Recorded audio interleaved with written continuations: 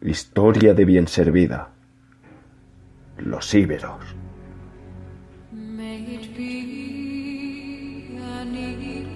Cuando hablamos de los íberos, hay que tener en cuenta que en principio se trata solo de un nombre, pues los tartesios no son sino la etapa previa y preparatoria de la cultura ibérica.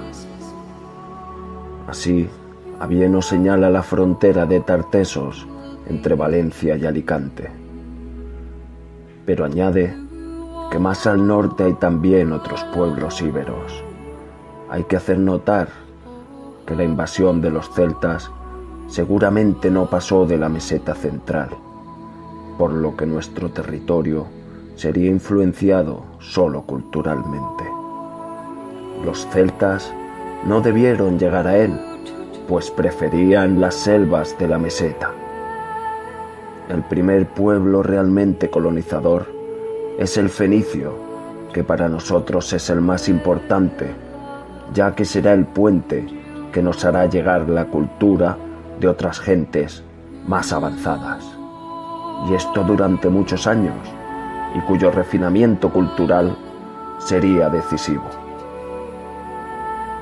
De ellos procede el alfabeto moderno, y es por eso que los pueblos íberos enseguida disponen de un alfabeto propio, todavía casi desconocido en su interpretación, pero desde luego comparable al griego, al etrusco o a cualquier otro alfabeto evolucionado.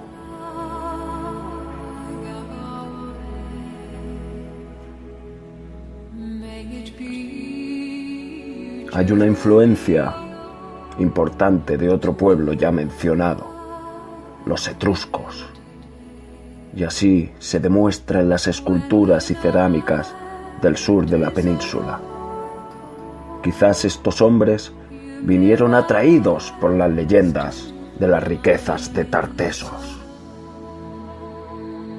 Ya en el año 535 a.C., los etruscos y los cartagineses vencen a los griegos. Por lo tanto, es más etrusco-semítica que otra cosa la cultura con que nos encontramos en la zona a partir del siglo V.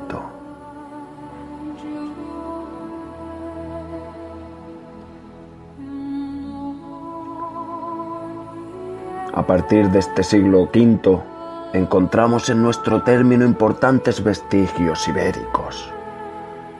El más conocido e importante quizás sea una escultura completa representando a un león, y que se conoce como el león de bien servida.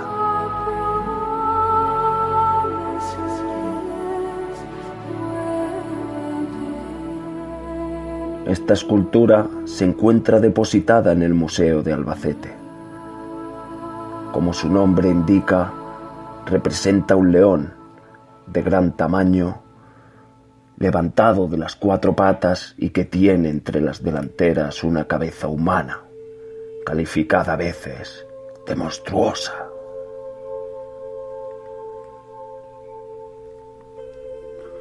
Lo más probable es que se trate de una escultura perteneciente a algún monumento funerario que todavía se encuentre enterrado bajo el lugar del hallazgo.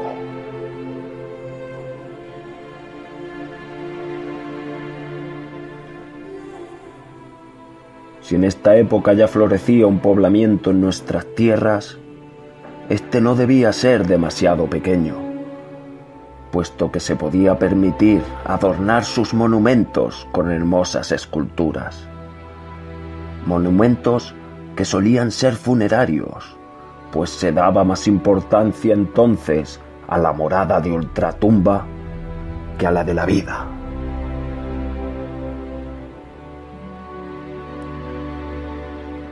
Lo cual indica que las creencias religiosas eran las mismas que las orientales de la época.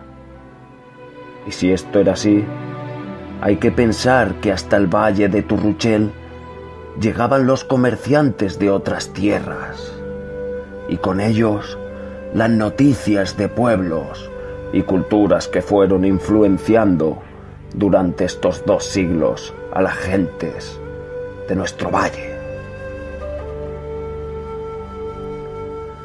Entre la segunda mitad del siglo V y la primera del IV ya debía existir un asentamiento estable de gentes íberas, con una gran influencia de la cultura tartesia y con contactos esporádicos con los celtas de la meseta.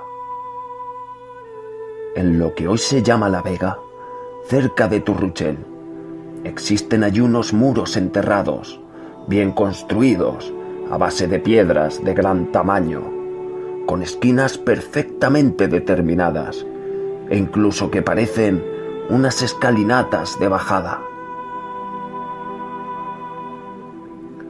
Ciertamente esta construcción estuvo también habitada en tiempos posteriores, pero allí se han encontrado monedas y objetos prerromanos, y hemos podido ver una pequeña moneda de plata nativa perteneciente al sistema fenicio y probablemente del siglo IV a.C.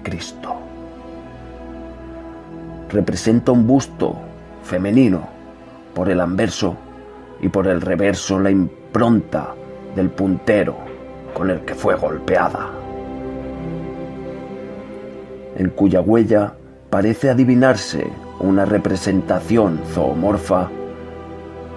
Desde luego no lleva ningún tipo de inscripción y por su tamaño podría tratarse de un hemióbolo o incluso de un divisor menor, pero al ser de plata nativa no corresponde a un peso exacto.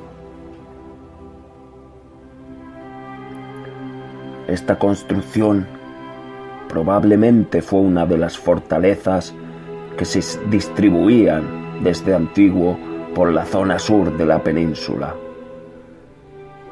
y otros que tantos disgustos darán a los romanos por su situación estratégica.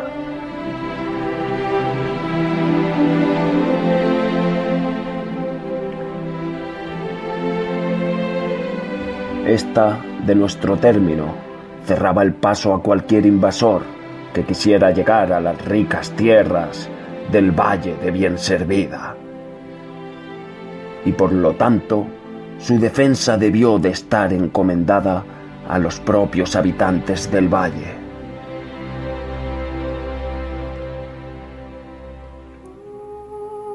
En San Blas, al hacer las obras de la carretera, han aparecido también los restos de una necrópolis ibero-romana, pero creemos que la época del asentamiento de San Blas, por el tipo de enterramiento y otros vestigios, comienza en el siglo I a.C., sin perjuicio de que alguna tribu hubiese hecho su morada permanente en aquel lugar, pues se han hallado allí hachas neolíticas.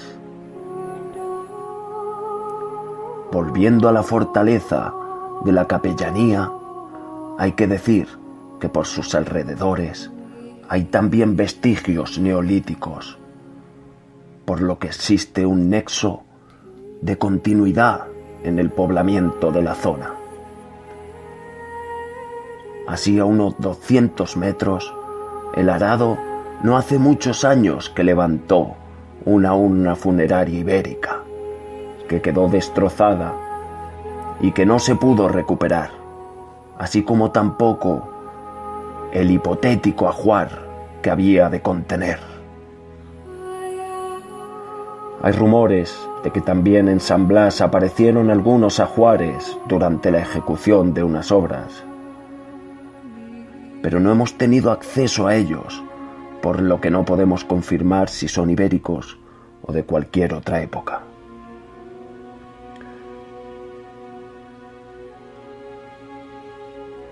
De esta forma nos encontramos en el siglo III a.C., con la siguiente situación: un valle fértil, con aguas potables abundantes, no demasiado grande y abierto geográficamente al oeste, siendo precisamente por el oeste por donde pasan las vías de comunicación entre Levante y la Bética,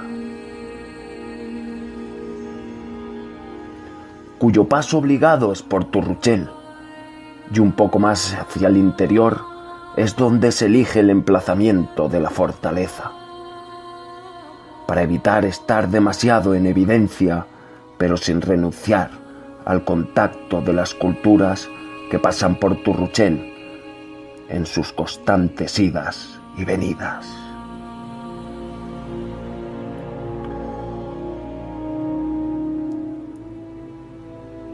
En Turruchel, junto al río, también habitaron estos hombres, pero a sus restos se superponen los de los romanos y a estos los de los árabes.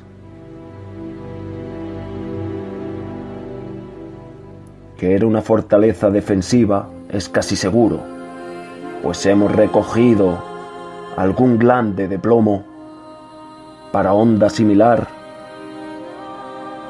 a los que se pueden ver en el Museo Arqueológico de Barcelona. Y la honda era un terrible arma de guerra que podía al enemigo fuera de combate sin necesidad de llegar a la proximidad del cuerpo a cuerpo, y en cuyo manejo fueron famosos en la antigüedad los hombres de Iberia. Poco quedaba ya de esta fortaleza en el siglo XVI, pues las declaraciones topográficas de Felipe II puede leerse que una lengua de esta villa hay restos de un edificio y solar de castillo que dicen de Turruchel, cerca de donde dicen los campos de Aventosa, y cerca del muchos cimientos que parecen ser fundamentos de señalados edificios, y que el dicho castillo está todo derribado, que no tiene sino los cimientos.